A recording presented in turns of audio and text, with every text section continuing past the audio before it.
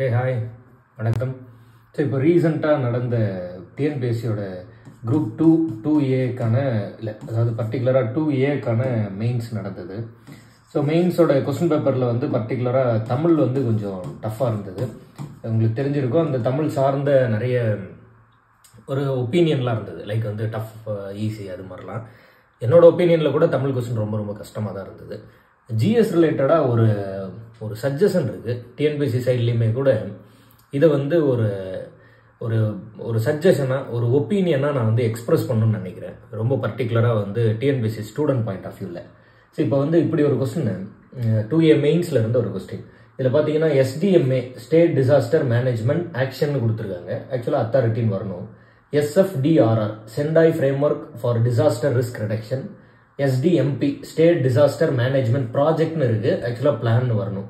NEOC national emergency operation committee. இது மாதிரி ஒரு 4 அக்ரோனிம் மாதிரி கொடுத்துட்டு அதை வந்து சரியா பொறுத்திருக்க மாதிரி வந்து கொஸ்டின், அதாவது எதெல்லாம் சரியா இருக்கு அப்படிங்கிறது கொஸ்டின்.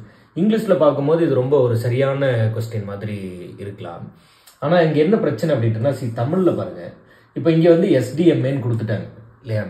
ஆனால் மாநில பேரிடர் மேலாண்மை செயல்பாடுன்னு கொடுத்துருக்காங்க. இதில் பர்டிகுலராக வந்து SDMPயில் மாநில பேரிடர் மேலாண்மை திட்டம் அப்படின்னு இருக்கு. இப்போ ப்ராஜெக்ட்னாலும் பிளான்னாலும் என்னன்னு சொல்லி நம்ம வந்து ப்ராப்பராக தமிழாக்கம் பண்ணாதான் அதை வந்து திட்டமா செயல்பாடா என்னன்னு சொல்லி நம்ம வந்து அதை எழுத முடியும்.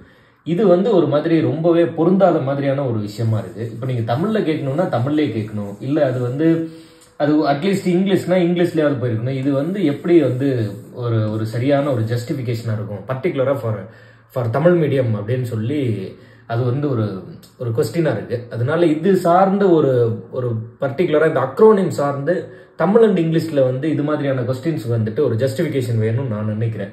அண்ட் பர்டிகுலராக இன்னொரு கொஸ்டின் பாருங்கள், அதே கொஸ்டின் பேப்பர் 2A மெயின்ஸ், இப்போ நடந்த அதே 2A மெயின்ஸில் இன்னொரு கொஸ்டினில் PMSSY SSY அதே போல் NTEP NV BDCP JSSK இது மாதிரி இந்தியன் கவர்மெண்டோட ஸ்கீமை கொடுத்துட்டு இதோட அக்ரோனிம் தான் கொஸ்டின். பர்டிகுலராக இதில் பார்த்தீங்கன்னா Janani Shiksha Suraksha Karyakram mother education protection program அப்படின்னு கொடுத்துருப்பாங்க. அது சிக்ஷால சிசு அப்படின்னு வரணும். இதுதான் வந்து இதில் இருக்கக்கூடிய சரி தப்பு இந்த மாதிரிலாம். இது மேபி ஆன்சர்ஸ் எதுனா இருக்கட்டும். பட் இங்கே தமிழில் இருக்கக்கூடிய கொஸ்டினை பாருங்க, கீழ்கண்டவற்றில் எது சரியாக பொருந்தி உள்ளது அப்படின்னு கொஸ்டின். இதில் PMSSY NTEP NVBDCP JSSKன்னு கொடுத்துட்டு அப்படியே இங்கிலீஷ்லேயே கொடுத்துட்டாங்க. இப்போ NTEPனா நேஷனல் டொபாக்கோ எலிமினேஷன் ப்ரோக்ராம். இப்போ என்ன பிரச்சனைனா, நான் வந்து ஒரு தமிழ் மீடியம் ஸ்டூடெண்ட், நான் இங்கிலீஷில் படிக்கவே இல்லைன்னு வச்சுக்கோங்க. படிக்கவே இல்லைன்னா நான் JSSKவை இப்போ மதர் எஜுகேஷன் ப்ரொடெக்ஷன் ப்ரோக்ராம்னு இருக்கு. அப்போ நான் என்ன படிக்கிறேன், தாய் கல்வி பாதுகாப்பு திட்டம் அப்படின்னே படிக்கிறேன். எனக்கு இங்கிலீஷ் வந்து நான் இது வரைக்கும் படிக்கல, அதாவது தமிழ் மீடியமில் ஸ்டடி பண்ணுறேன், தமிழ் இதில் படிச்சிடறேன். இப்போ எனக்கு வந்து நீங்க ஜனனி சிக்ஷாவோ அல்லது மதர் எஜுகேஷன் ப்ரோக்ராம்னோ கேட்டா என்னால் வந்து அந்த கேள்வியை சரியாக எழுத முடியாமல் போயிடலாம். ஏன்னா இங்கே தமிழ் கேள்வி, ஆனால் கொஸ்டின் ஃபுல்லாக வந்து எல்லாமே இங்கிலீஷில் இருக்குது. இதில் சரி எது தப்பு எதுன்னு பண்ணும். இங்கே இங்கிலீஷில் வந்து அதுக்கான அக்ரோனிம் கொடுத்துட்டு அதை தமிழில் எக்ஸ்பிளைன் பண்ணிட்டு இதில் எது சரி தப்புன்னு நான் வந்து மார்க் பண்ணும். இது ரெண்டுமே ஒரு தமிழ் மீடியமில் பர்டிகுலராக ஒரு ப்ராப்பரான ஜஸ்டிஃபிகேஷன் இல்லாத ஒரு கொஸ்டின் மாதிரி என்னோட ஒப்பீனியனில் இருக்குது. அண்ட் அதே போல் இன்னொரு விஷயம், இந்த மாதிரியான ஸ்கீம்ஸ் ரிலேட்டடாக பேசும்போது இப்போ வந்து ஏதாவது ஒரு ஸ்கீம் இருக்குன்னு வச்சுக்கோங்க. எடுத்துக்காட்டாக வந்து இப்போ பேட்டி பச்சாவ் பேட்டி பத்தாவ் அப்படின்னு ஒரு ஸ்கீம் இருக்குன்னா, பெண் குழந்தைகளை பாதுகாப்போம், கல்விக்கு வந்து பள்ளிக்கூடத்துக்கு அனுப்புகிறோம் அப்படின்னு நம்ம மொழிபெயர்ப்பு பண்ணுறோம் அப்படின்ட்டுனா, இப்போ இது வந்து நம்ம அப்படியே வந்து தமிழாக்கம் பண்ணுறதுனால அது தமிழ் ஆயிடுது. இப்போ எடுத்துக்காட்டா இப்போ வந்து ஜனனி சிக்ஷான்னு இருக்குன்னு வைங்க, ஜனனி சிக்ஷா அப்படின்னு எழுதிட்டா இது வந்து ஒரு தமிழ் மொழி ஆயிடாது, அல்லது இது தமிழில் வந்து மொழிபெயர்த்த ஒரு ஸ்கீம் ஆயிடாது. அப்போ ஒன்று இங்கிலீஷ்னா இங்கிலீஷ்ல மொழிபெயர்க்கணும். என்ன மொழிபெயர்க்கணும்? Mother education protection program. தமிழ்னா தமிழில் மொழிபெயர்க்கணும் இல்லையா? தாய் கல்வி பாதுகாப்பு திட்டம் அப்படின்னு மொழிபெயர்த்தாதான் இப்போ நம்ம செல்வ மகள் சேமிப்பு திட்டம் அப்படின்னு மொழிபெயர்க்கிறோம். சுகன்ய சம்ரிதி அப்படின்னு இந்திய அரசு ஸ்கீமை கொடுக்குறாங்க.